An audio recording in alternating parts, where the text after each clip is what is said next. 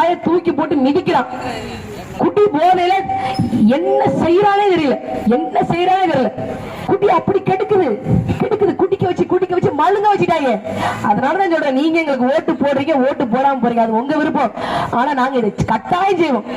அதுலயும் நாம் தமிழர் கட்சி இந்த கீழ்வளூர் சட்டமன்ற தொகுதியை வென்று எடுத்துச்சுன்னு வச்சுக்கோங்களேன், இந்த பாலக்குச்சி 6 மணிக்கு மேல வண்டியை ஓட்டிட்டு போறது அதெல்லாம் கிடையாது.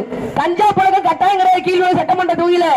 போதைப் பொருள் புழக்கம் கட்டாயம் கீழ்வளூர் சட்டமன்ற தொகுதியில கிடையாது. நான் திமுக காரங்க மாதிரி அதிமுக காரங்க மாதிரி கஞ்சா விற்பனையாளர்கள் கிட்ட, போதைப் பொருள் விற்பனையாளர்கள் கிட்ட டாஸ்மாக்ல கமிஷன் வாங்கி கொண்டு கட்சி நடத்தவில்லை. நாங்கள் நாம் தமிழர் கட்சி பிள்ளைகள் சொந்த உழைப்புல சேமிச்ச பணத்தை போட்டு அரசியல் நடத்தி கொண்டிருக்கோம். தேர்தல் பணி நடத்தும். அவ்வளவு உண்மை நேர்மையா வேலை செய்யறோம்.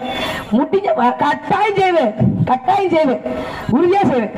போதைப் பொருள் இல்லாத, கஞ்சா புழக்கம் இல்லாத கீழ்வளூர் சட்டமன்ற தொகுதி யோசிச்சு பாருங்க, எவ்வளவு அருமையா இருக்கும், எவ்வளவு அருமையா இருக்கும்.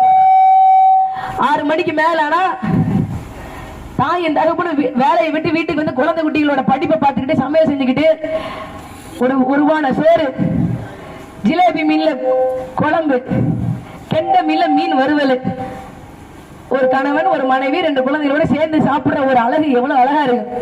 அது பார்க்க வேண்டாமா? குடிச்சிட்டு தான் வர்றதா?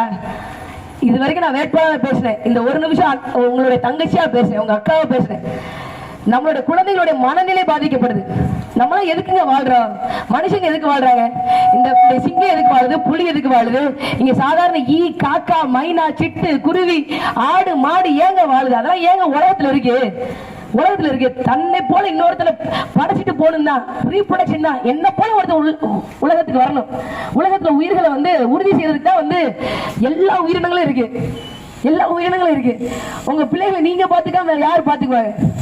உங்க பிள்ளைகளுக்கு நல்ல தகப்பனாக, உங்க மகனுக்கு நல்ல தகப்பனாக, வழிகாட்டியாக, நீங்கள் கட்டிய மனைவிக்கு நல்ல கணவனாக, தகப்பனாக யார் இருப்பாங்க? நீங்க தான் இருப்பீங்க. குடிச்சிட்டு வந்தீங்கன்னா தாய் தமிழ் சொந்தங்களை மறந்து விடாதீர்கள்.